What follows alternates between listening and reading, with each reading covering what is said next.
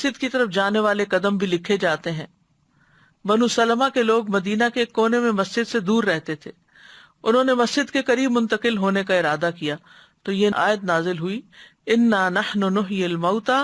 ونکتب ما قدموا وآثارهم، بے شک ہم ہی زندہ کریں گے مردوں کو اور ہم لکھ رہے ہیں جو انہوں نے آگے بھیجا اور ان کے آثار بھی۔ تو رسول اللہ صلی اللہ علیہ وسلم نے فرمایا، بے شک تمہارے نشانات قدم لکھے جا رہے ہیں،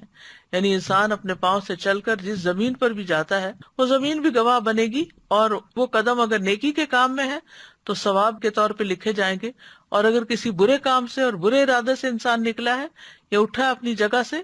تو وہ قدم اس کے برائی کے خانے میں لکھے جائیں گے۔ اسی طرح طواف میں اٹھائے گئے قدم وہ بھی لکھے جاتے ہیں۔ رسول اللہ صلی اللہ علیہ وسلم نے فرمایا، جو شخص گن کر طواف کے 7 چکر لگائے اور 2 رکعت نماز پڑھے تو یہ ایک غلام آزاد کرنے کے برابر ہے، یعنی ثواب ہے۔ اور جو شخص ایک قدم بھی اٹھاتا یا رکھتا ہے، یعنی ایک اٹھاتا ہے ایک رکھتا ہے، ایک اٹھاتا ہے ایک رکھتا ہے، تو ہر قدم پر اس کے لیے 10 نیکیاں لکھی جاتی ہیں اور اس سے 10 گناہ مٹائے جاتے ہیں اور اس سے 10 درجات بلند کیے جاتے ہیں۔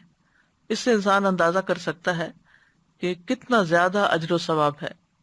پھر حاجی کی سواری کے قدم لکھے جاتے ہیں۔ نبی صلی اللہ علیہ وسلم نے فرمایا، جب تم اپنے گھر سے بیت الحرام کے ارادے سے نکلتے ہو تو تمہاری اونٹنی کوئی قدم نہیں رکھتی اور نہ اسے اٹھاتی ہے،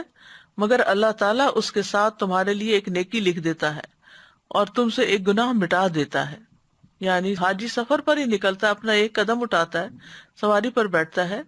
تو بظاہر تو یہ انسان کہتا ہے کہ میرا پتہ نہیں کیا ثواب ہے کیا نہیں، میں تو سواری پر بیٹھا ہوا ہوں، لیکن اس کا بہتر بتا دیا گیا کہ اگر وہ اللہ کے کام کے لیے نکلتا ہے، بیت الحرام کی طرف نکلتا ہے، تو جو قدم سواری اٹھاتی ہے اس ہر قدم کے لیے نیکی لکھی جاتی ہے۔ پھر اسی طرح سلام کرنا اور سلام کا جواب دیا جانا، اس میں بھی انسان کے لیے نیکیاں لکھی جاتی ہیں۔ سہل بن حنیف کہتے ہیں کہ رسول اللہ صلی اللہ علیہ وسلم نے فرمایا، جس نے السلام علیکم کہا اس کے لیے 10 نیکیاں لکھی جائیں گی، جس نے السلام علیکم ورحمۃ اللہ کہا اس کے لیے 20 نیکیاں لکھی جائیں گی، اور جس نے السلام علیکم ورحمۃ اللہ وبرکاتہ کہا اس کے لیے 30 نیکیاں لکھی جائیں گی۔ اسی طرح جو تسبیحات ہم پڑھتے ہیں، آپ نے فرمایا اللہ نے 4 کلمات چنے ہیں، سبحان اللہ والحمد للہ ولا الہ الا اللہ واللہ اکبر۔ جس نے سبحان اللہ کہا اس کے لیے 20 نیکیاں اور 20 برائیاں مٹا دی جاتی ہیں، جس نے اللہ اکبر کہا اس کے لیے بھی اسی طرح، اور جس نے لا الہ الا اللہ کہا اس کے لیے بھی اسی طرح، الحمد للہ کہا اس کے لیے بھی،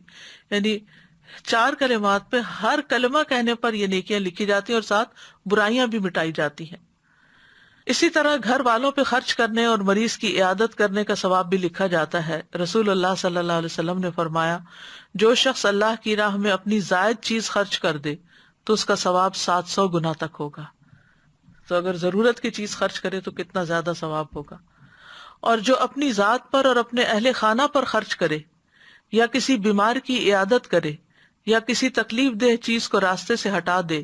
تو ہر نیکی کا بدلہ اس کے مثل 10 نیکیاں ہوں گی۔ اسی طرح جانور کی خوراک کے دانے کے بدلے نیکی لکھی جاتی،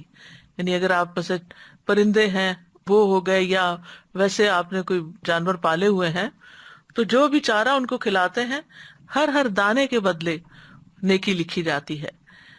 روح بن زمبا کہتے ہیں کہ ایک مرتبہ وہ تمیم داری کے ہاں ملاقات کے لیے گئے، وہاں پہنچ کر دیکھا کہ وہ خود اپنے گھوڑے کے لیے جو کے دانے صاف کر رہے ہیں، حالانکہ ان کے اہل خانہ بھی وہیں تھے۔ روح ان سے کہنے لگے، کیا ان میں سے کوئی یہ کام نہیں کر سکتا، انہیں گھر والے نہیں کر سکتے؟ تمیم نے فرمایا، کیوں نہیں، لیکن بات یہ کہ میں نے رسول اللہ صلی اللہ علیہ وسلم کو فرماتے ہوئے سنا کہ جو مسلمان اپنے گھوڑے کے لیے جو کے دانے صاف کرے پھر اسے وہ کھلا دے تو اس کے لیے ہر دانے کے بدلے میں ایک نیکی لکھی جائے گی۔ پھر اسی طرح اللہ کے راستے میں رکھے گئے جانور کے آثار لکھے جانا۔ پہلے زمانے میں تو ظاہر ہے کہ جانوروں کے اوپر سواری کی جاتی تھی، آج کے دور میں گاڑیاں ہیں، تو اسی اعتبار سے جو شخص نیکی کے کاموں کے لیے اپنی سواری رکھتا ہے تو اس کے لیے اسی طرح اجر ہے۔ پھر اسی طرح لوگوں کو معاف کرنا لکھا جاتا ہے۔ رسول اللہ صلی اللہ علیہ وسلم نے فرمایا، تم سے پہلے آدمیوں میں سے ایک آدمی کا حساب لیا گیا تو اس کے پاس کوئی نیکی نہیں تھی مگر یہ کہ وہ لوگوں سے لین دین کیا کرتا تھا، وہ مالدار آدمی تھا، اپنے غلاموں کو حکم دیتا کہ وہ تنگ دست سے درگزر کریں،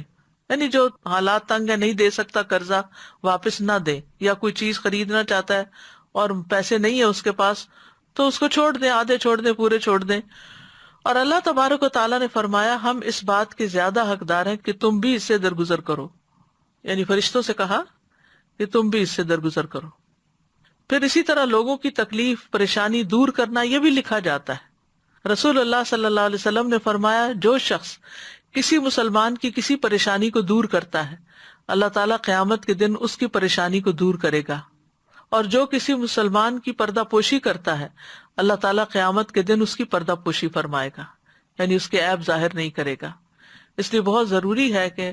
انسان دوسروں کی غیبت نہ کرے، دوسروں کی عیب جوئی نہ کرے، دوسروں کی برائیاں کسی اور کے سامنے ظاہر نہ کرے۔ تو راستے سے تکلیف دہ چیز ہٹانا، رسول اللہ صلی اللہ علیہ وسلم نے فرمایا جس نے مسلمانوں کے راستے سے تکلیف دہ چیز ہٹائی، کوئی فرنیچر ہے، کوئی اینٹ پتھر ہے، کسی قسم کی کوئی بھی چیز، اللہ اس کے لیے ایک نیکی لکھے گا، اور جس کے لیے اللہ نیکی لکھ دیتا ہے اسے اس کی وجہ سے جنت میں داخل کر دیتا ہے۔